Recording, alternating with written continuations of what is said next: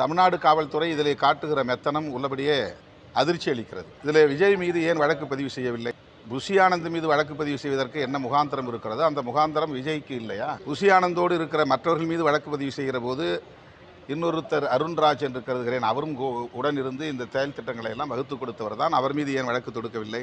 நீங்கள் சொன்னதைப் போல ஆதவ் அர்ஜுன் மீது ஏன் வழக்கு தொடுக்கவில்லை? தமிழ்நாடு அரசு அச்சப்படுகிறதா? தமிழ்நாடு காவல்துறை அச்சப்படுகிறதா? அல்லது வலுத்தவர்கள் மீது வழக்கு போடுவதில்லை, இளைத்தவர்கள் மீது தான் வழக்கு போடுவது என்கிற நடைமுறையை கையாளுகிறதா? 15-20 வருடங்களுக்கு முன்னால் நான் நயினார்பாளையம் என்கிற இடத்திலே பொதுக்கூட்டத்தில் பேசிக் கொண்டிருக்கிறேன். புதுச்சேரி பக்கத்திலே ஒரு சம்பவம் நடக்கிறது. அன்றைக்கு விழுப்புரம் எஸ்பியாக இருந்த ரவி அவர்கள் என் மீது வழக்கு போட்டார். எனக்கும் அதற்கும் சம்பந்தம் இல்லை. எனக்கு தெரியாத ஒரு நிகழ்வு. கட்சிக்காரர்கள் ஏதோ ஒரு சம்பவத்தில் ஈடுபடுகிறார்கள் என்றவுடன் சம்பந்தமே இல்லாத என் மீது வழக்கு, இப்படி பல வழக்குகள் என் மீது எந்த தொடர்பும் இல்லாத நிலையிலே போடப்பட்டிருக்கிறது.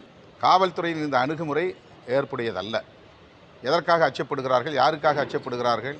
எல்லோரும் சமம் என்று பார்க்கிற போது அந்த கட்சியிலே சம்பந்தப்பட்டவர்கள், இதற்கு காரணமானவர்கள் அல்லது அலட்சியமாக இருந்தவர்கள், இந்த உயிரிழப்புக்கு காரணமான நிலைப்பாடுகளை எடுத்தவர்கள், காலதாமதம் செய்தவர்கள், வேண்டுமென்றே காலதாமதம் செய்தவர்கள் என்கிற வரிசையிலே நடிகர் விஜயும் தானே வருகிறார். அவர் மீது வழக்கு தொடுப்பதற்கு தமிழ்நாடு அரசுக்கு என்ன தயக்கம், என்ன அச்சம்?